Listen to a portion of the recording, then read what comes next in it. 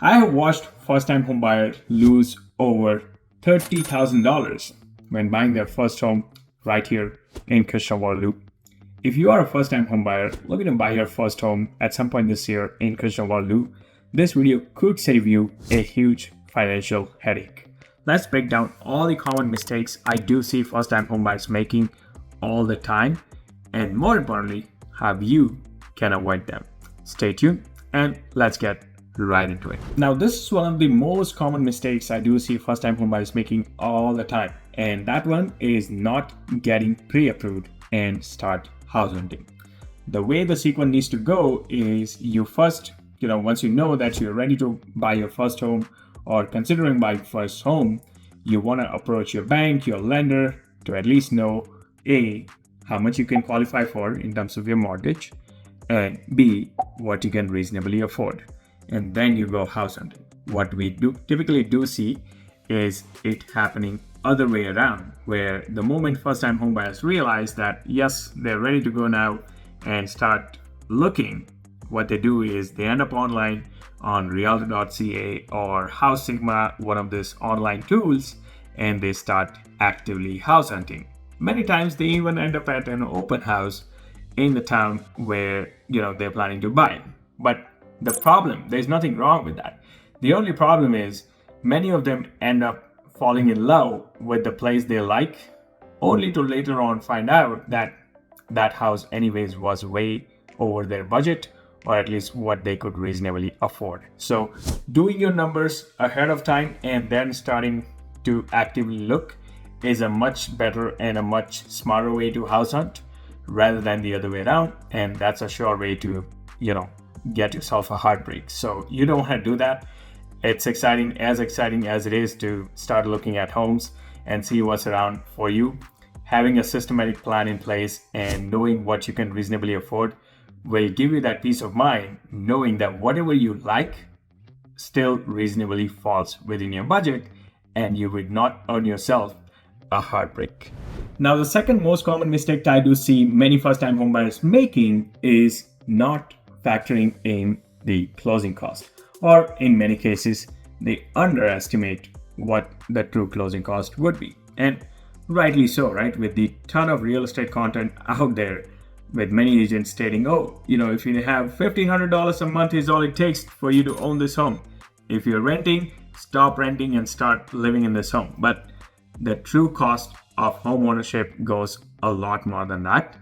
And closing cost just is one of the examples. I mean, besides your down payment, you always need to factor in the closing cost. What it does break down is your land transfer tax, which is a big chunk of it, your lawyer fee or legal fee, and within that lawyer fee, you will have your title insurance. And even after you move in, just keep in mind, if you're renting where you may not have a lot of furniture, you will need to buy some furniture, you might need to change some appliances. Always factor in for those things, some repairs you may need to be doing after you move in, or some cosmetic changes to make the home to your own taste. So always factor in and budget for those things accurately. So when you get the keys to that home, it's rather not a nasty surprise, but an exciting moment for you and the family. So as a rule of thumb, you may ask, how do you budget for it? Well, if you're buying a resale home, I would say budget for about 1.5% of your total purchase price. Especially if you're a first-time home buyer, just know that you will get that $4,000 rebate towards your land transfer tax. So it should be well within that. If you are rather buying a pre-construction home, budget for about 2 to 2.5% of the total purchase price. So that's my rule of thumb when it comes to closing costs. But like I said, one of the rather more common mistakes I do see many first-time homebuyers making mistakes. Well, the third common mistake I do see many first-time homebuyers making is end up in a bad neighborhood.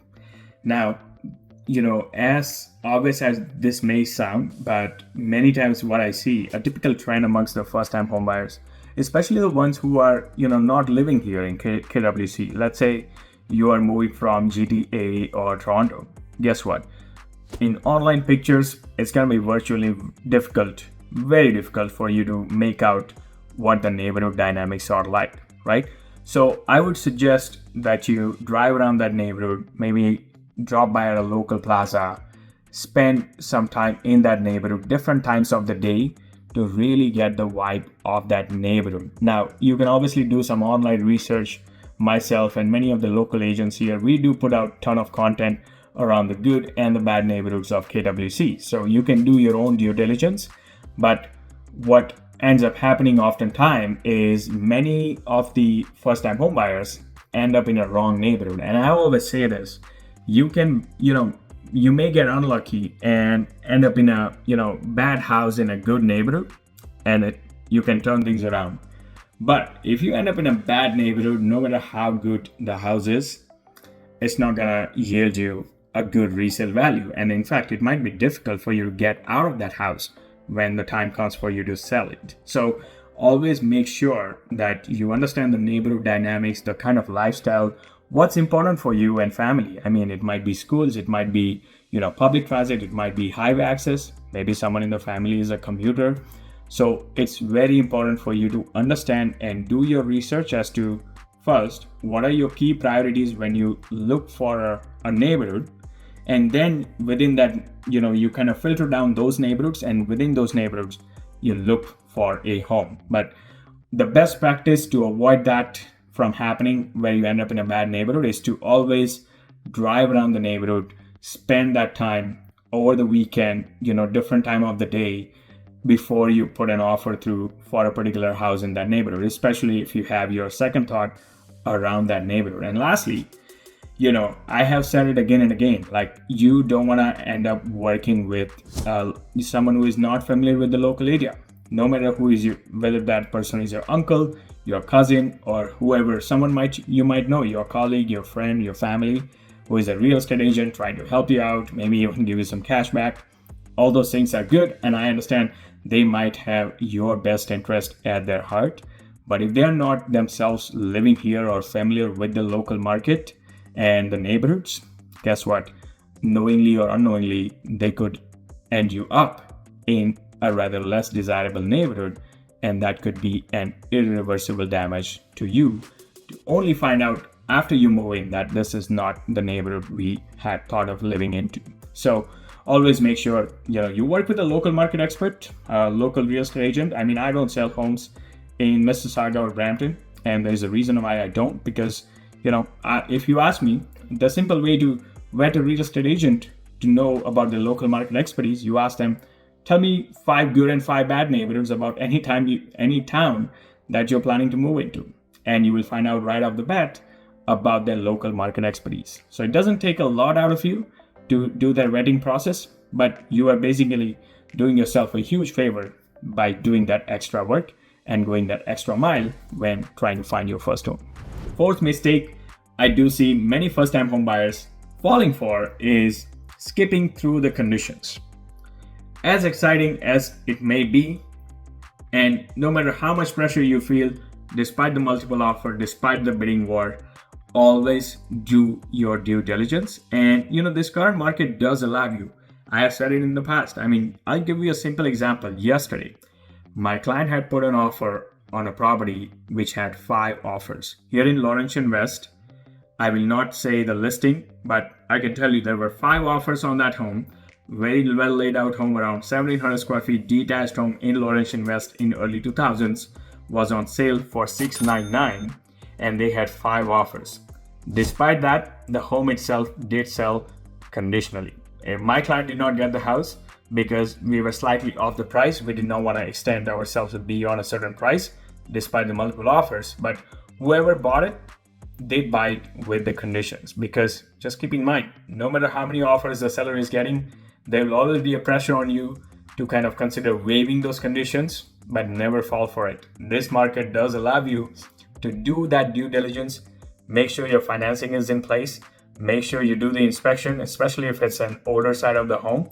Even if it's new, I mean, why would you skip that chance when the market does allow you to do your due diligence and do your inspection? It's going to cost you at the most like $500-$600 at the most to do the inspection, but it gives you that peace of mind knowing that HVAC, air conditioning, plumbing, wiring, electricals, right? Roof, windows, the foundation, all those things are in good shape. And at least if there are any, upcoming issues or pending repairs, at least you are aware of it well before you move into it. So never fall for the pressure to skip your conditions. Always do your due diligence, even if there are multiple offer situations that arise for the home that you like.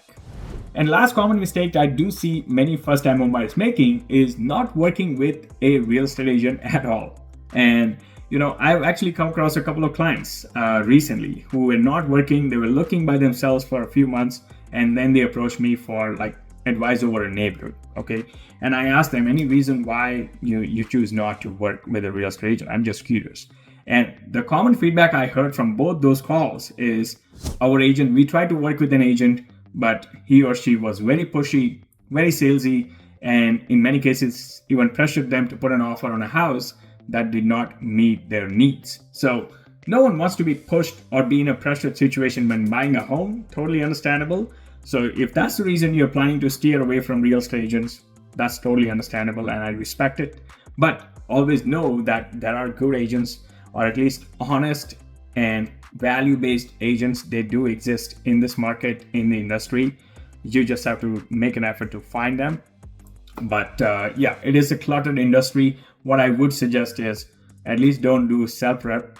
At least do your due diligence to find that realtor who kind of connects with you, who has your interest at their heart, and more importantly, who will give you a candid opinion about something that, even though it may be something that you don't like. For example, when I go into showing a home with my client, even if they like the house, if I find something that sounds like a flip, I will tell them right then and then, guess what?